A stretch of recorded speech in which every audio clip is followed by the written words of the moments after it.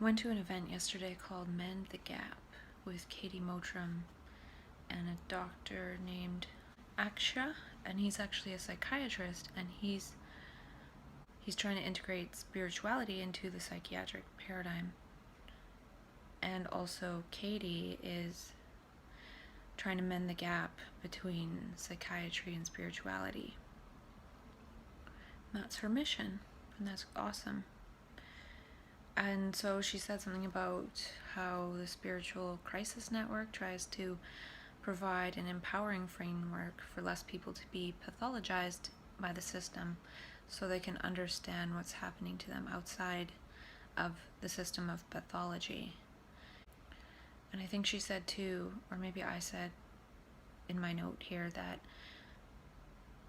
people pathologized in the system, when they're able to heal, they'll actually lead the movement of people who are able to educate and create the context of something other than pathology. And so I had some insights, I made some notes. I don't know how fluid this little conversation here will be, but one of the first things I realized when they started talking, and I don't know if it had anything to do with what they were saying exactly, but I realized that when I dissociate from reality, it's not the real reality. I'm dissociating from that which is not real. So I'm completely disconnected from my ego, which is a conditioned construct, and I feel really afraid, and I don't feel like I'm me or myself. But what I'm dissociating from isn't real. I'm dissociating into something maybe more real, but not functional and not easy to move in. So my ego reality, I feel kind of safe, I feel like myself, I do my thing. And that other reality, I feel like a homeless person. And if you think about consciousness and how it's not really separate, the ego makes it seem separate. So my consciousness actually is quite connected to the consciousness of somebody maybe experiencing homelessness as their manifestation. And so it's giving me a vision of that. But to say that's delusion and not real, I think is a little bit wrong. It actually has reality to it, and it is reality that we're all one consciousness.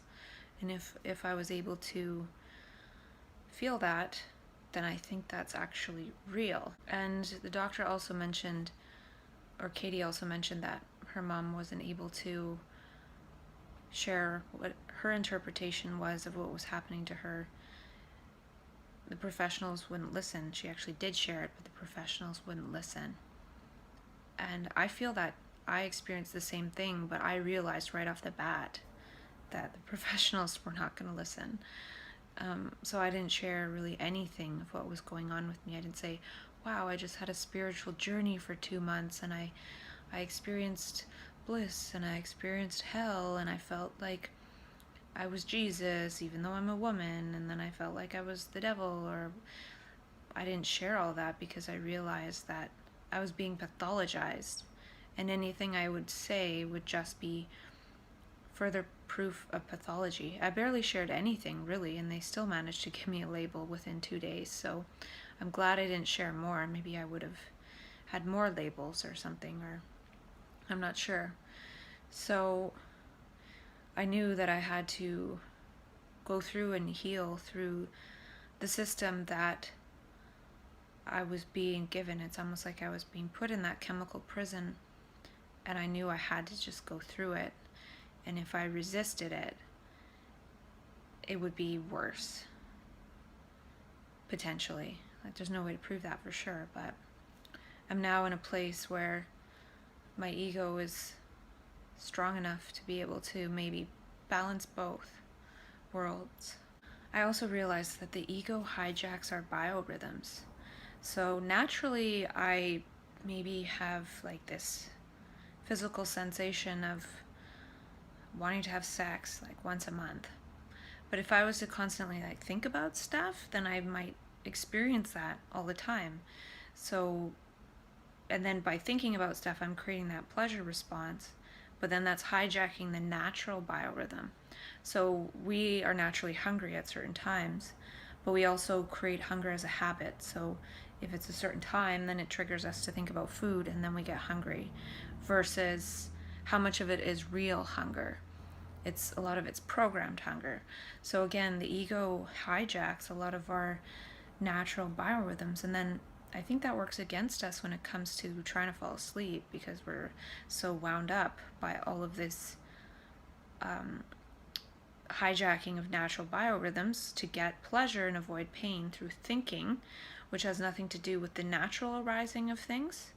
Then it's difficult to sleep because of that very same process, which is sleep is a natural biorhythm. So by being so hijacked by the ego, we're actually messing up all of our biorhythms. And the doctor brought up a good point, how psychosis and mania are lumped in with things like out-of-body experiences or all these other spiritual experiences. They're lumped in with psychosis and mania. And maybe there's overlap, but maybe there's some things that just exist outside of that. And I'm not sure about that, but it was interesting to think of it that way. And that's how I feel like I was treated, that all the stuff I was experiencing was mania and psychosis. And those are like umbrella terms for maybe 1,000 different experiences, when if actually broken down separately, then one can actually start to have a dialogue about some of these things, instead of again having the label to shut a person up and stop the conversation from going any further to actually work through it. And it's interesting because I'm just realizing now that the working through it, if a person was able to describe, say, 10 or 15 experiences they had in dialogue with somebody, that's actually going to create different context than if a person is never allowed to speak about it. And it's going to create different context based on the way it's received. If it's received openly, and I guess this is sort of the open dialogue principles, is if somebody can speak openly without fear of being pathologized, they're going to be able to integrate stuff more. So if they share 15 experiences openly throughout dialogue, and over time somebody might realize, well, that wasn't that helpful, or that wasn't, yeah, I might have thought that or believed that, but I don't believe that anymore, and are able to reintegrate into the social fabric. And I think too, if there was visionary dialogues, the social fabric of reality might actually level up a little bit because of what people are seeing and sensing and feeling. It's one thing to integrate back, but it's also another thing to integrate up. So maybe one day there'll be dialogues of people in visionary states that look like they're in like extreme psychosis or something, and somebody's like, what are you seeing? Like, what are you seeing to help the world? Like, what is it that we need to know? Tell us.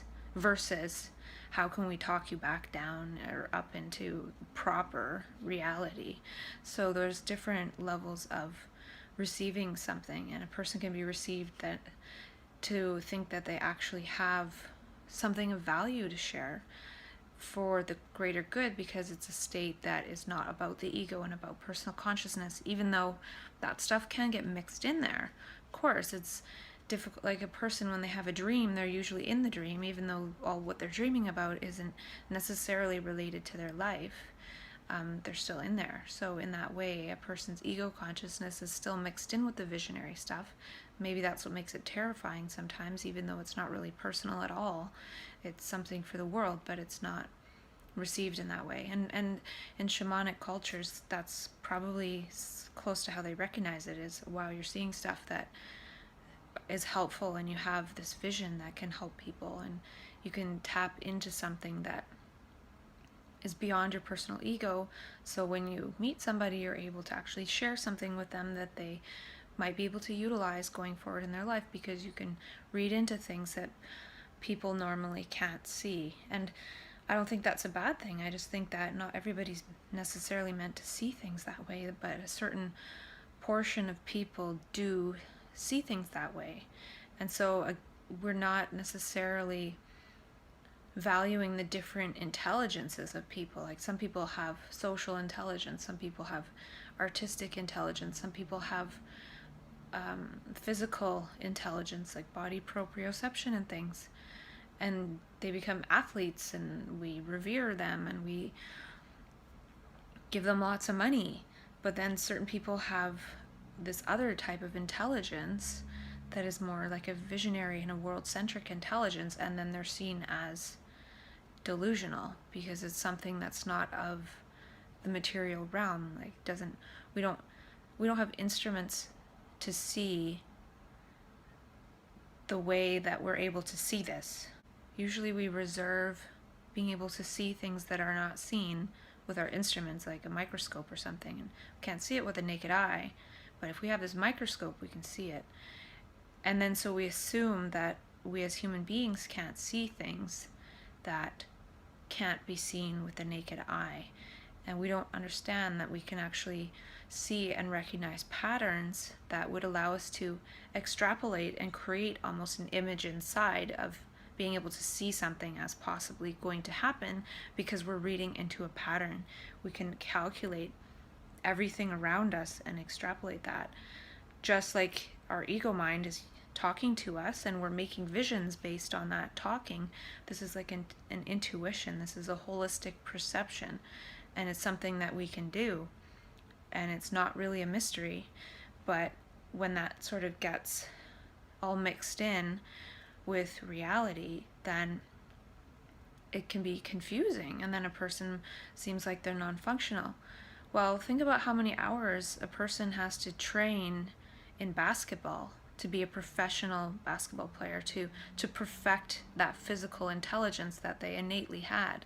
Well, in the same way, it takes time for a person who gets connected with their sort of visionary, intuitive intelligence to be able to perfect it in a way that makes them still able to exist in the human game. And like, a basketball player can be the greatest basketball player, they still have to know the rules of the game. So the trouble with this visionary perception is that it messes with the rules of this game that we've created in society, because it's actually seeing stuff beyond what we've created in order to hopefully change what it is that we've created as egos. So it's like existing in a different game and still having to know how to go about life in this other game of reality. So it takes time for a person to be able to become a professional at that in a way. And there's no training, there's no coaches for that. The coaches are usually professionals that say, hey, take this pill and that will make you be able to manage in this reality that we all share, but we don't care about your perspective from what you can see from the vantage point within and beyond reality. And I also had the insight that, because he said something about being young at heart, and I was thinking that I feel like the heart is always young, and it's the ego that actually blocks that. So the heart is always young. We're always perceiving with our heart, and it's always young. It doesn't get old. The heart doesn't get jaded. The heart doesn't get these like ego thought structures and negativity.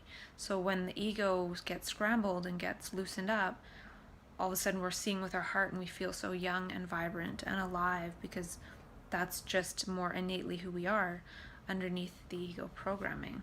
I feel like that childlike pattern, all those dimensions, those inner eternal dimensions of what it is to be a human being, the laughter, the play, those are actually patterns stored in the heart. So as soon as the ego noise, dissonance, gets scattered, then that inner child heart comes out. And again, that's in alignment with if we were never pushed off the trajectory of who we were born to be as humans.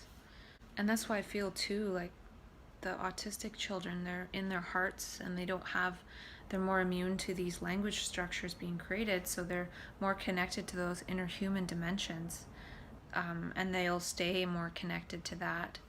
And the trouble is, though, if you think about that, society's not designed for that, and society's kind of a scary, traumatic place. And if one doesn't have an ego compass to navigate so well, it could be difficult to actually operate and not be terrified.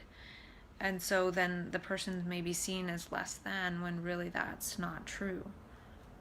They just don't have this false structure through which to navigate through this false structure of society.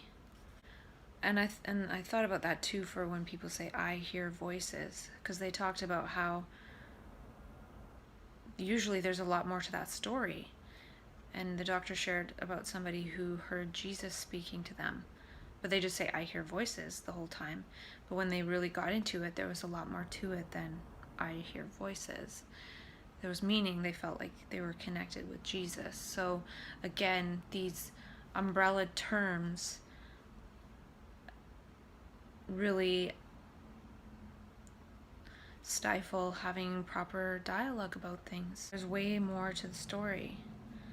And when I was given a label, I knew there was way more to the story with me, but I also understood there was absolutely no point in talking about it.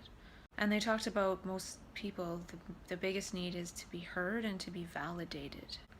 And lucky for me, I actually always was able to validate myself. I knew what I experienced, but I was able to put it on the down low and just go about having fun and actually sort of just being like an adult child and having a good time and not thinking about the spiritual experience. And in a way, it kind of served its purpose, because I had the spiritual experience, and then when I was in, what they call recovery and in community housing and stuff, I was actually just being silly, helpful, playful, laughing, making fun of myself, laughing at myself, laughing with people, making light of things. That's all I was doing. And when I think about embodying my mania in terms of harvesting it and then being like it was after, I went through mania, I was playful and all this stuff, then went through, so-called psychosis, and it was really scary.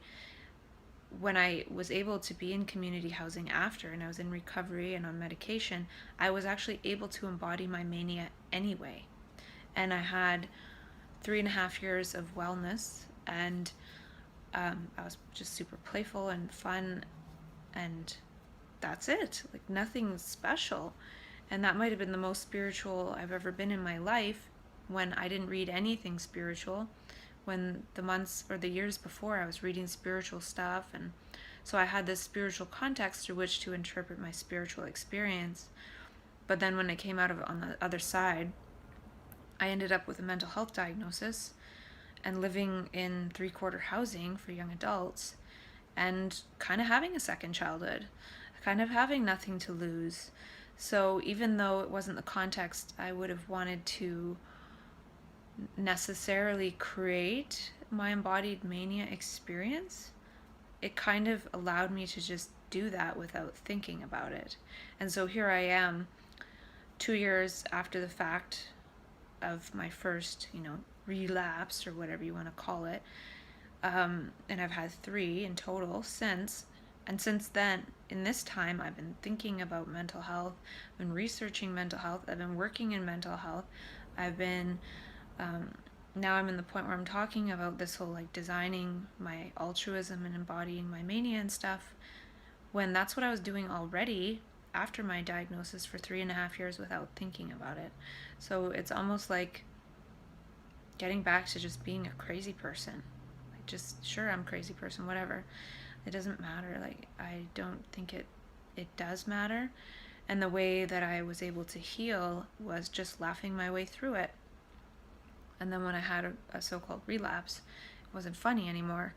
And so, but it wasn't funny because I started taking it seriously before it became, and that's when it became a problem. So it's kind of backwards. It's like I was able to create that, and now I have to recreate it, but I'm recreating it by conceptualizing about it. But there could be value in that, because if I'm to harvest my recovery, which wasn't even my mania, but my so-called recovery, it was more just about having fun, being helpful, getting involved. Even if it was I don't want to be involved in mental health, it was full of great people and full of fun people and nice people. It didn't matter if they had a mental health diagnosis or if I was with, the most amazing people in the world. It didn't matter. I was just around people, and they were super nice. And so I I think it doesn't really matter what the kind of community structure is, as much as just having that community structure. And I guess that's what I lost. I lost community structure when I moved on my own and stopped working in a medical clinic after living in community housing. So perhaps I'm just not really designed to live on my own, even though I like when it's quiet sometimes, for sure. But so what I'm saying is, it seems like I'm harvesting my recovery, what they would call recovery, which I call rediscovery and recreation. So it was nice. I had my shits and giggles for those 3.5 years, and I feel like now that I'm harvesting my rediscovery and recreation, I'm trying to create that context for maybe other people to do the same. I think most people that end up with a diagnosis end up self-stigmatizing and all these things, and I was lucky to be immune to that. I was just like, sure, whatever. But it wouldn't have been so easy if I wasn't in a community of fun people. So I was able to recreate my life through that. Not everybody has that opportunity, and I can't imagine what it'd be like if I had to do that in isolation. I don't think it would be possible. So by talking about it too, maybe it'd be more possible for more people to live maybe communally, or at least talk more online. So what I'm saying is, I'm harvesting my rediscovery and recreation. And even though I've been sort of up and down these last 2 years, I'm thinking more about the first few years and talking a lot about it in order to hopefully step into that again, but not just in isolation, but maybe in the context of facilitating others to be able to step into that context as well. So I was able to actually go into the context of kind of just celebration. After that, I lost everything, and I was able to just be like, well, I'm just going to celebrate. I'm just going to have fun. I'm just going to do whatever. And I've lost that. So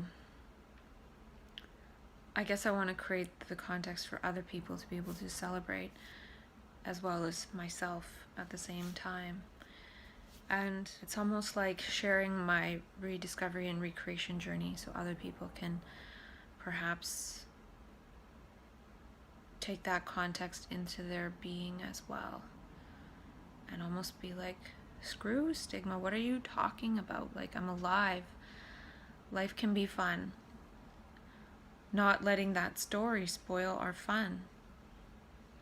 That could be part of too what I'm talking about with harvesting one's mania and looking back and be like, yeah, I was fun, I was playful, I was out talking to people randomly.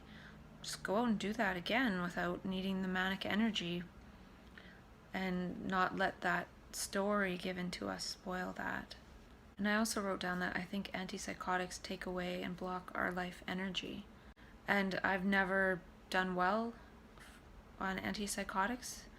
I've never been on them for more than 2.5 months or something, and they really take me down. And I think maybe it's because it's not really a psychosis, it's an awakening.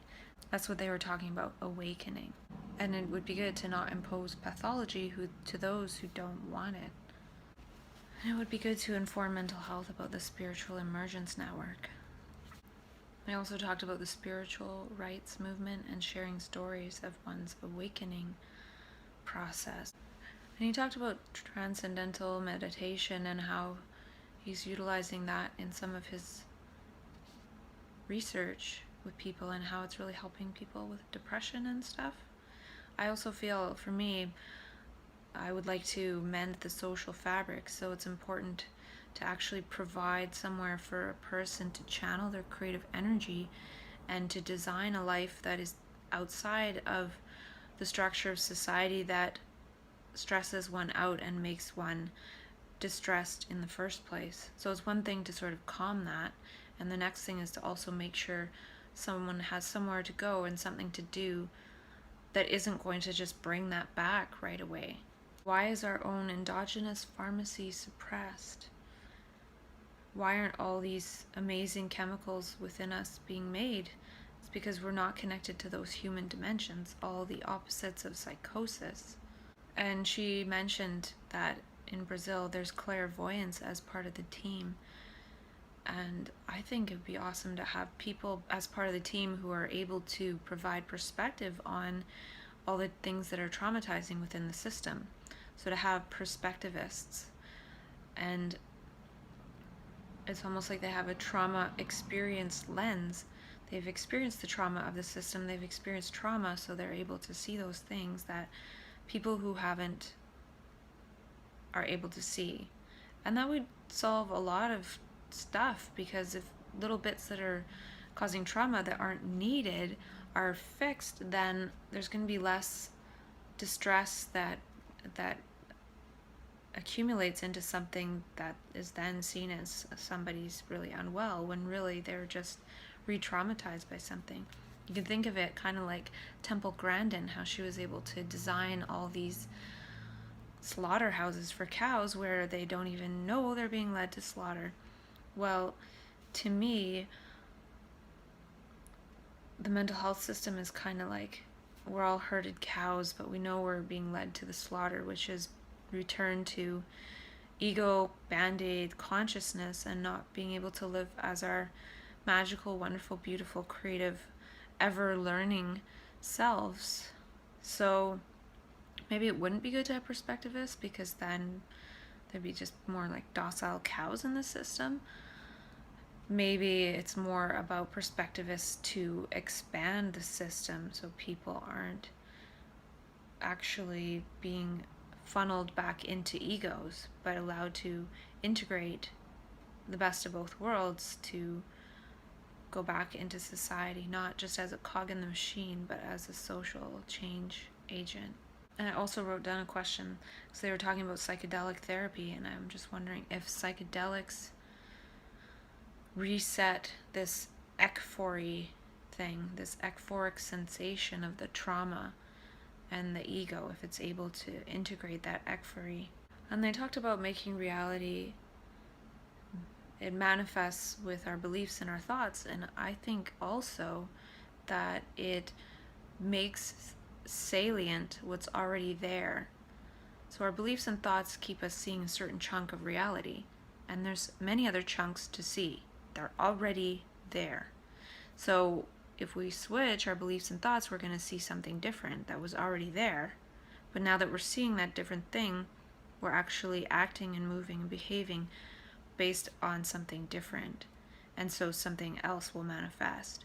And I think there's actually an extreme of the salience of there's a beautiful world right here, right now, that even I can't see right now, because it's not salient. And I think in Mania, for example, that becomes very salient. It's right there, and it's not just salient, that's what is for somebody, and one is acting based on that, yet that's not congruent with what is salient for most people. So it's not salient that this world is so beautiful that we could just all be naked and running down the street and in complete ecstasy. If it was, everybody would be doing it and there wouldn't be a problem. But if only one person feels it that way and they're running down the street like that, they're going to be captured and funneled back into the collective perception of things. So I don't feel it's just about, oh, your beliefs and your thoughts manifest reality. No, reality is reality, and it's what's salient. But what makes things salient is our education, our family life, the morality of society, TV, media. All of these things are what condition our brain into seeing certain things. If we weren't conditioned into thinking those things were important, we wouldn't see them as important. So, for example, conditioned ego consciousness might make it salient for me to go to work, do my job, come home, eat, sit and watch TV.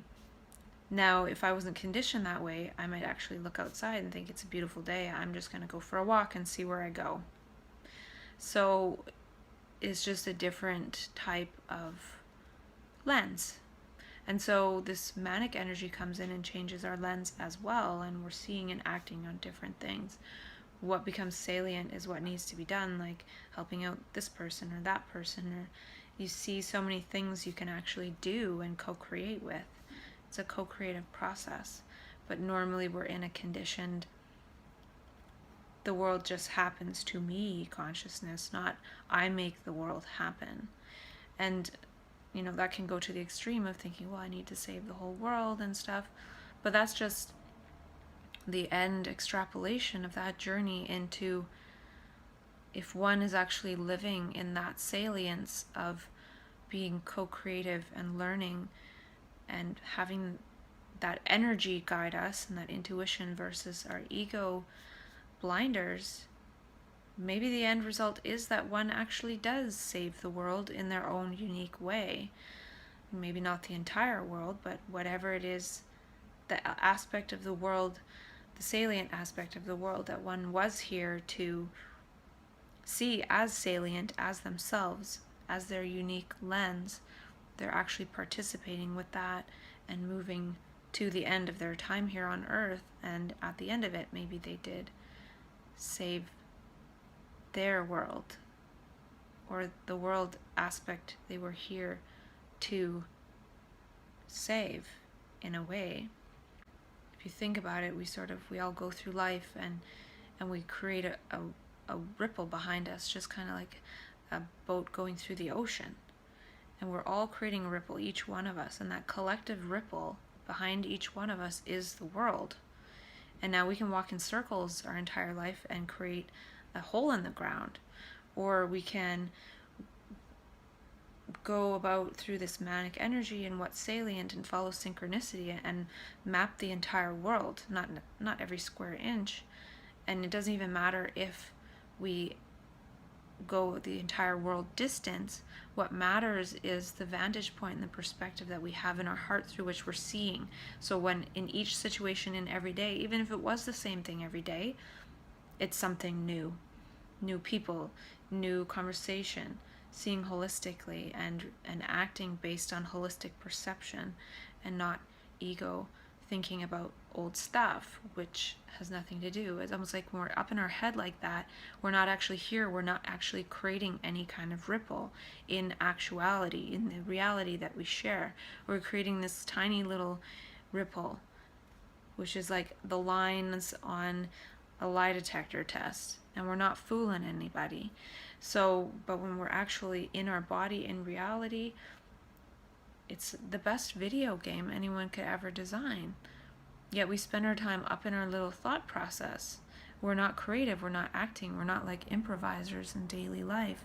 That's how we become in Mania, and that's how I feel we're actually meant to be, is playful in that way. So with that ripple, if we're actually in that salience, which is our own unique holistic perception, whether we travel the world or whether we stay in our own little area, the ripples we're creating are more powerful when we're in that salience, actually seeing and co-creating based on what we're seeing versus just being passive receivers of the light of the information coming in through our eyes, and just enough of it to be able to get through the day without being killed.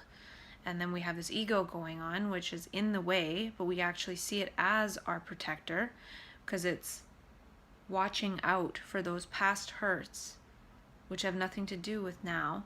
So it's like this rudder that is very, very limited versus actually being in the moment and seeing in the moment, which keeps us safe because we're present, and then being present, so then we're able to act and respond sufficiently in the moment and create based on that. And I remember reading in Dr. David Hawkins' work about how consciousness is light, and there's no such thing as darkness, there's only less light. And in that way, I feel like the ego is less light. It's not necessarily, it sort of blocks the light, so it's less light. And when there's more light, there's less ego. And when there's more light, there's more consciousness, we can see more. We're not blocked by that darkening ego process, which is just less light. which it's almost like a funnel, and that's how it is, the aperture in a way. The ego like constricts the aperture, and it limits the amount of information that we can process from out in daily reality, because all of our brain power is devoted to processing things from the past that we no longer have any power over to change. And then we use that information to act in the present, which is reacting to our own past. I think the collective morphogenetic field is in crisis. It's not that we have personal human crisis, it's the whole morphogenetic field. The whole collective humanity is in crisis. And most people are numb to it. And J. Krishnamurti said that the crisis is a crisis in consciousness. And trauma often precipitates spiritual crisis. And I've talked about how I feel like this collective morphogenetic field, which is society, is trauma. And we're usually numb to it. So if we then have an experience of trauma, we then resonate with the fact that this is all trauma. And it's a crisis, or a spiritual crisis. And then because we see all of this and we're immersed as our egos in this field of trauma, when it happens that we're able to pop out of that, it feels spiritual, because it's something other than this ego trauma crisis thing going on. And it could be part of what is needed for us to survive. The spiritual awakening and this spiritual stuff could almost be like a near-death experience in a way, in that it's showing us this beautiful light. So perhaps we have the strength to carry on and to pull ourselves out of this crisis. And will we pull ourselves out of this crisis for our own personal sake, or will we work to change humanity in a way that is going to heal the collective crisis in consciousness? That's the thing. When that supposed spiritual consciousness is given to us, or we sense that, it's not a personal thing. And even the field of trauma isn't necessarily a personal thing. And to get stuck in personal trauma is, I think, missing the point a little bit. And when we have that spiritual sense, it's holistic, it's altruistic, and it's meant to connect us with that field of altruism, which is also equivalent to forgiveness. In a way, is to forgive that personal trauma, to see that it's all trauma, and we're all traumatized in our own ways. Like, even for me, being traumatized, I feel like the person who traumatized me is probably traumatized. And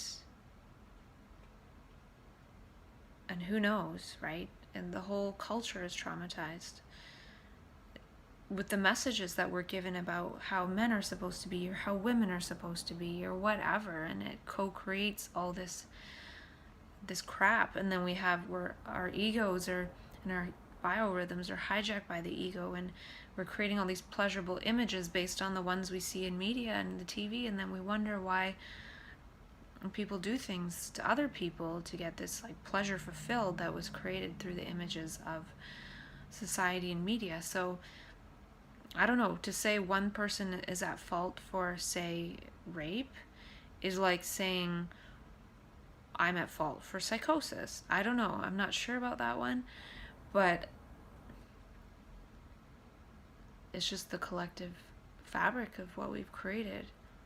And the doctor said that the ego is important or will disintegrate. And I have done a lot of ego bashing recently, like ego this and ego that.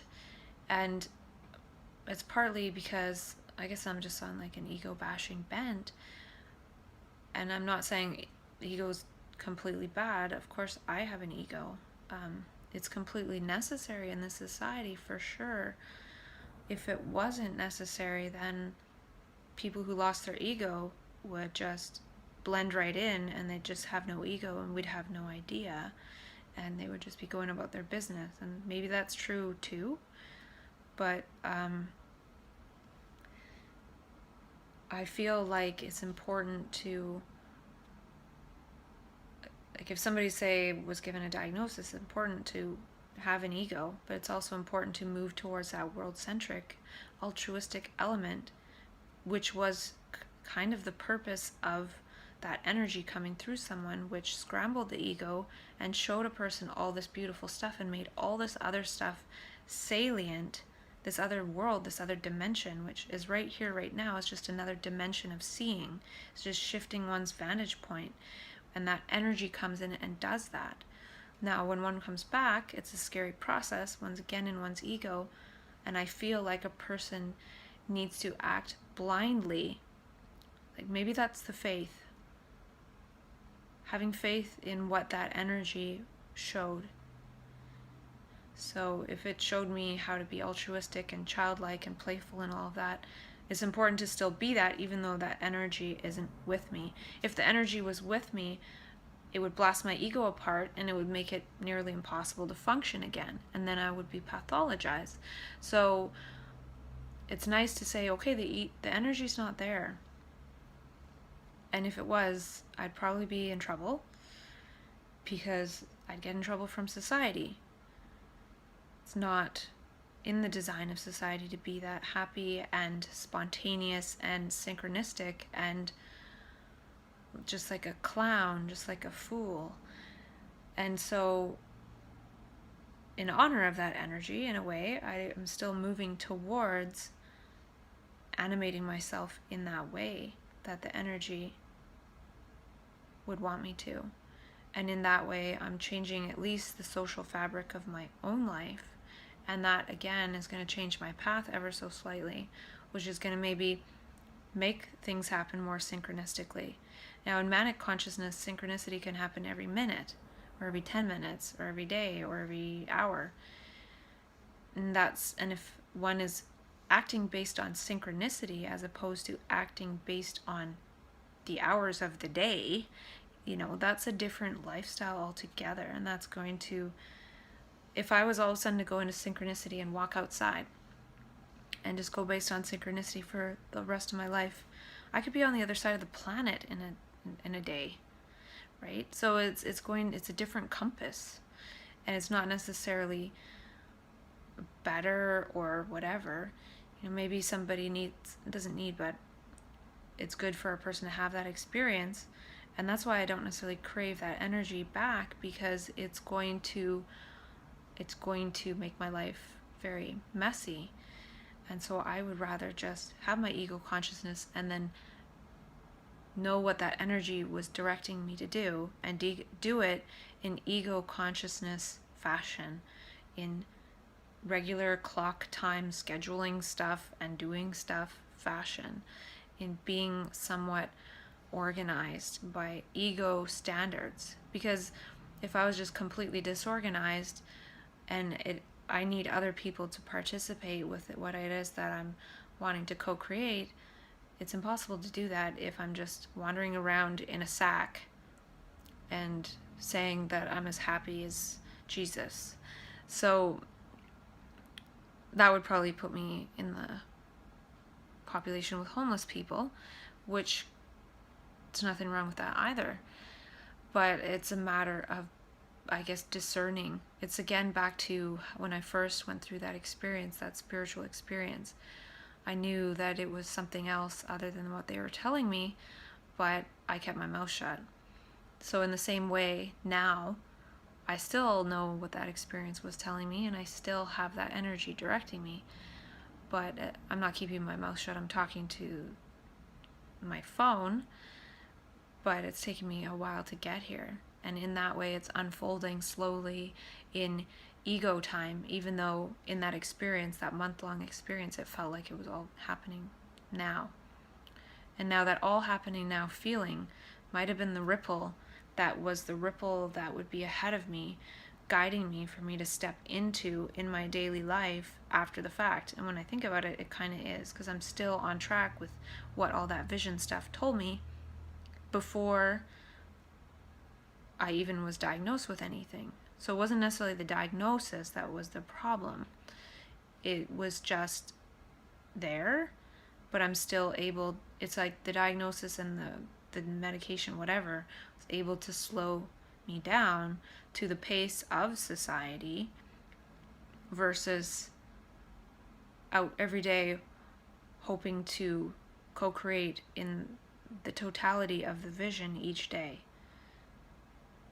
which is,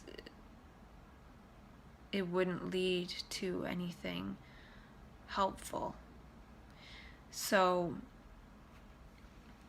I can see at some point I might speed up into the synchronicity a bit, but I guess I'm in sort of like the planning stage, planning for that to be my life's on my own designed terms. Like, I've thought about the idea of just like going out with my mini trampoline and jumping on my trampoline to loud music and in the middle of wherever for half an hour and then just packing up and leaving. So that would be a spontaneous social behavior. It'd be more like an intentional social behavior because it'd be planned. And that's why I like to call it shamania.